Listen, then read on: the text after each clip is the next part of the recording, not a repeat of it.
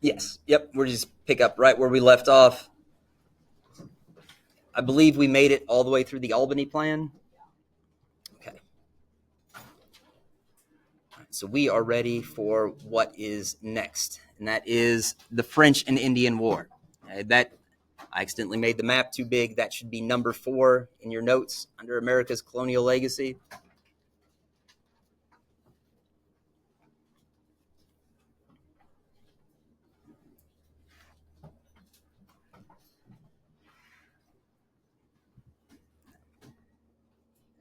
As I mentioned before, because it is important for a lot of the story, the British colonies had far more people than the other colonies. And especially as we're going to be talking about a war involving the French, far more than the French.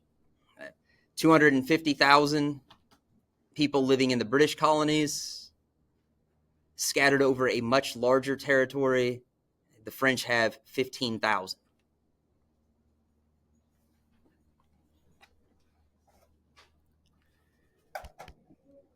And the British colonists want to expand. It's not that they're out of room. There's still only 250,000 people in all that territory.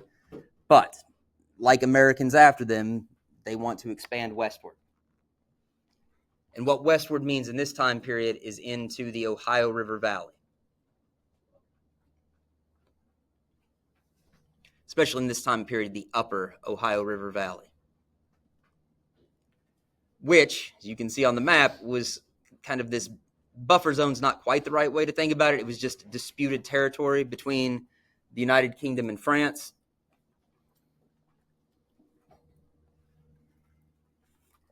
And the French have been building forts in the Ohio River Valley. And so George Washington, not general of the Continental Army, not president of the United States, but at this time a lieutenant colonel, is tasked with going in to drive the French out, tear down the forts, and that's what he does.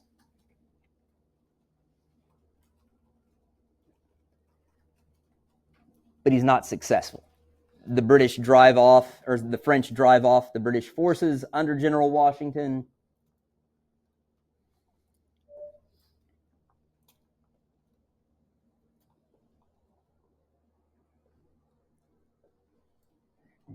His boss, General Braddock, and some of the other British leaders are not, of course, happy about having their attack repulsed. And so they are going to retaliate in force. And as always, if you're going to do that, a sneak attack is nice. So they plan for this to be an unannounced retaliation. But there are some in the British leadership who want a bigger war. They don't want just a little retaliatory strike. They don't want just kind of a back and forth piecemeal thing. They want an open war. No, it's a jet. Is there an air show coming to town? That would be why. Okay.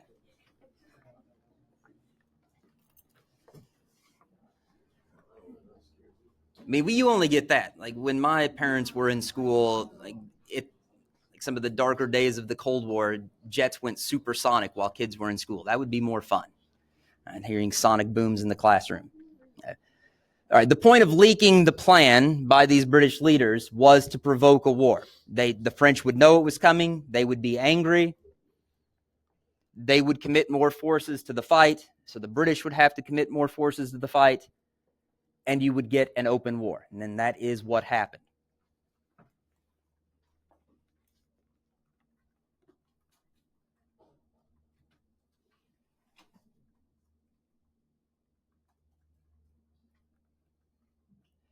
As we do this, I don't want someone to go home, because this kind of thing has happened, and say Dr. Brown blamed the French and Indian War on George Washington, which I know seems like a weird thing to complain about anyway. That's also not what I'm saying. It just happens to be that the attack he was supposed to do had set off a chain of events leading to the open war, orchestrated by other people above his pay grade. Now, the name French and Indian War can be a little confusing. I guess is that by now you guys know why it's called that. But just to be clear, On each side, you have regular militaries fighting, you have colonial militias fighting, and each side also has its own Native American allies in the fight. And so, because this is the war as it's been named by the British, it is called the French and Indian War because the British and their allies were fighting the French and the Indian allies of the French.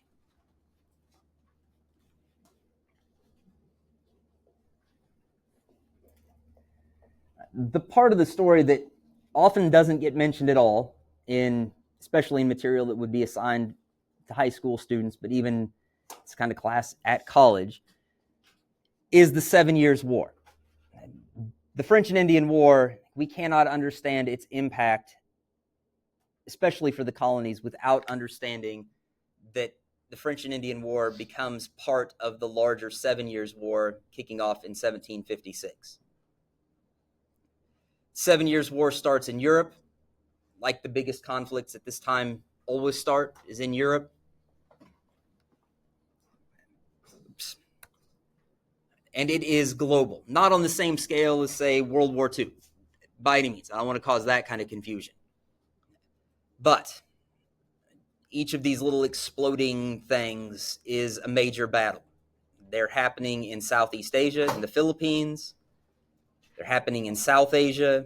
They're happening in West Africa, of course, in Europe, the Caribbean, and North America, our area of focus. Caribbean is part of North America, but anyway, this is not a geography class. I'm not going to talk about continental plates. You need to know that it's a global conflict, not just so someday in some trivial pursuit game you will have a leg up on people, but you need to understand that these two wars are together so that you can grasp why it was so ruinously expensive to the British. It doubled their national debt.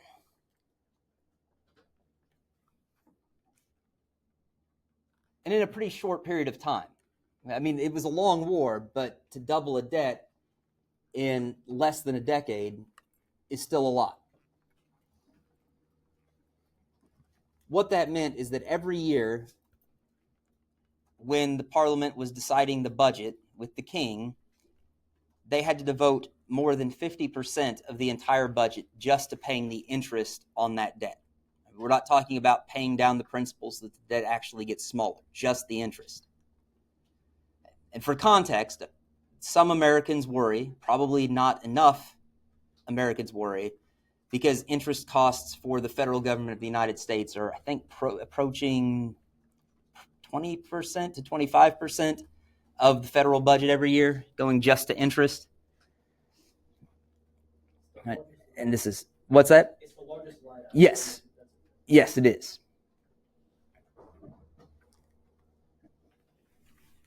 And the costs didn't stop. The UK continued to have to keep military forces in North America after the war.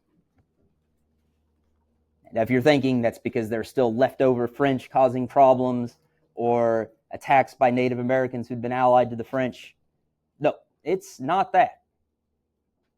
It has more to do with enforcing the proclamation line of 1763, which is, on this map, the red line, here especially cutting through the Appalachians. And west of that line, no white settlers were supposed to go.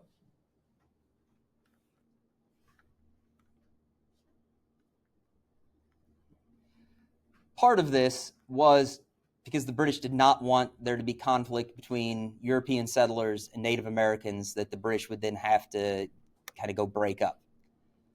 But the British also were just genuinely had more favorable policies towards Native Americans. They recognized more rights on the part of Native Americans. They generally just had friendlier relationships with Native Americans and were more interested in preserving their space. Whereas the colonists did not have those kind of favorable attitudes and policies towards Native Americans. But the colonists went west anyway, which caused the conflict the British were afraid of.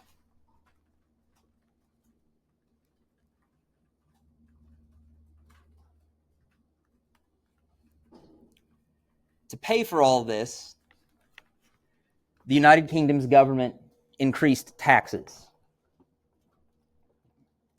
to pay for all of these old and new costs. And if you think the next thing I'm going to mention is the Stamp Act, I'm not.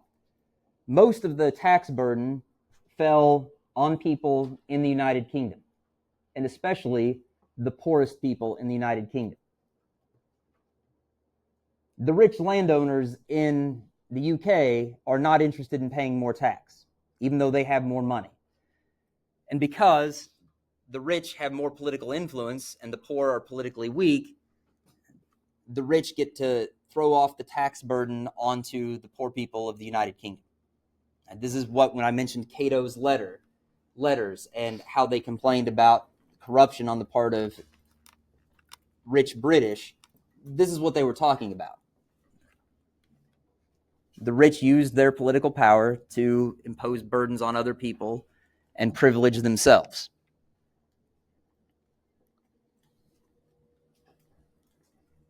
They did, of course, also tax the colonists in new ways. And this is where we get the Stamp Act. I hope by now you read about that in some of the readings I've given you. It was a tax on all kinds of printed documents. It was very unpopular. Colonists protested. They wanted it gone, and Parliament repealed it a few days short of that law being in effect for 1 year. It was like passed on March 22nd and repealed the next March 18th.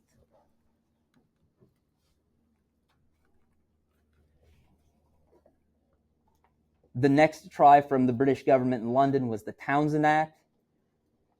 This was a tax on all kinds of manufactured imports, from what we would think of as low value added manufactured goods like tea to higher value added things like glass for window panes. Anything that the colonists could not manufacture for themselves, they had to import. Also unpopular, and by 1770, most of it is repealed. The only thing that is remaining on that list of taxed goods is tea.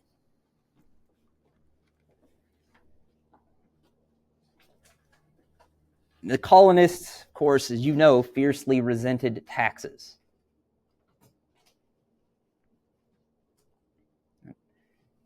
And we need to understand this because you guys are basically never told this at any point. You have to go read history books written by the British to see much discussion of this. Once you know that it's a thing, you can go look for it and find it in U.S. sources, but nobody just tells you this.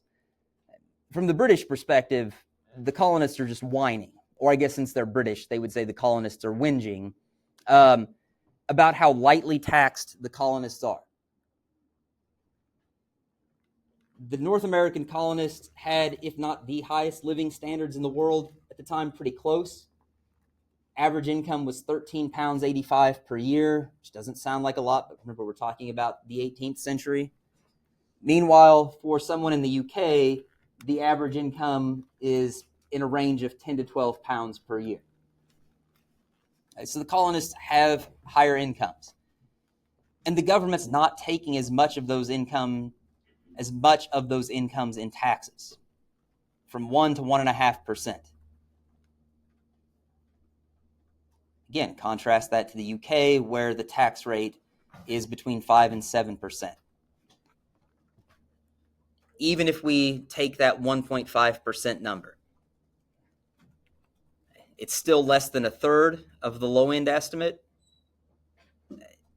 and less than a fourth of the high-end estimate. The American colonists, if we're just talking about the amount of tax paid, they really don't have anything to complain about.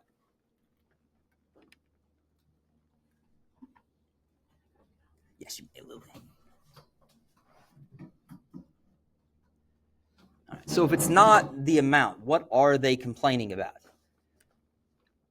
This is the part you guys have already been exposed to probably several times in your lives. Taxation and representation. And the controversy was over the type of representation, direct or virtual. The colonists argued, look, at home in the colonies, When our legislatures impose taxes on us, that's okay. We elect those legislators ourselves. If they tax us and we don't like it, we can vote them out of office and pick somebody new next time. But as colonists, they did not have an ability to vote for representatives in the British Parliament, which of course produced the battle cry, no taxation without representation. Incidentally, that kind of battle cry is on Washington, D.C. license plates to this day.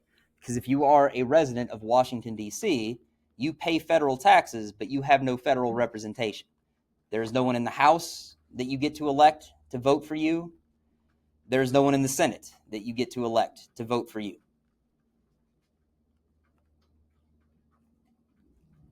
The British response to these complaints was, hey, you don't have direct representation, but you are virtually represented. Members of Parliament are good and wise people, and they will act for the benefit of the colonists, even if the colonists don't get to vote for them. I suspect a lot of you are like, I wouldn't buy that.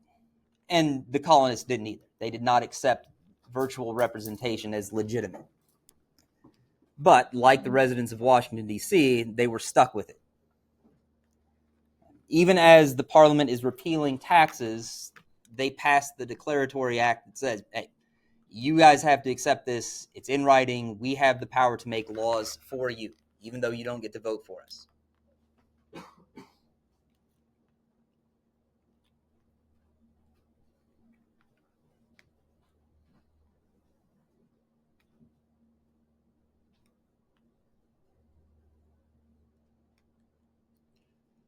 Part of this resentment is also tied to British, and you can pronounce this next word at least 3 ways that I've heard in my life: mercantilist, or mercantilist. I don't care which of those 3 you use. I will probably end up falling between all of them. Okay. In mercantilism, and how many of you have been taught about mercantilism before? Okay. So not, and that's okay. Not very many. Mercantilism is an economic theory that was the dominant economic theory in terms of international trade in this time period. And when we say international trade, we mean trade between countries, but also trade between a country and colonies. And international trade is treated as a zero-sum game, which means, if we think about it as a pie, right, any slice of pie that someone else gets is automatically a slice of pie that you cannot have. And so there's only one pie. Anything anybody else gets means there's less of it for you. So you want to get as much pie as possible. Now, of course, we're not talking about actual pie in international trade. The pie is bullion, not bouillon. Don't confuse it with that stuff that you put in soup. Okay. Bullion means gold or silver. Precious metals we use as money.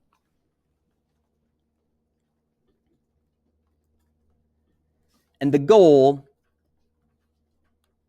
is to maximize your exports, the things your country sells to other countries, the things your country sells to colonies, while minimizing the things you have to import or buy from colonies or other countries. This allows you to grow your reserves of bullion.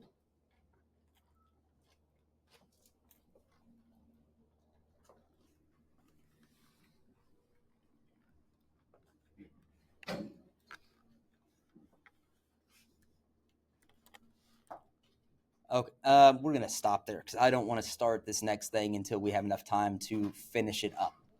Okay, and you guys are also, you're tied with 4th hour, but that puts us ahead of 2nd and 1st. Those announcements are really cutting into 2nd hour's time.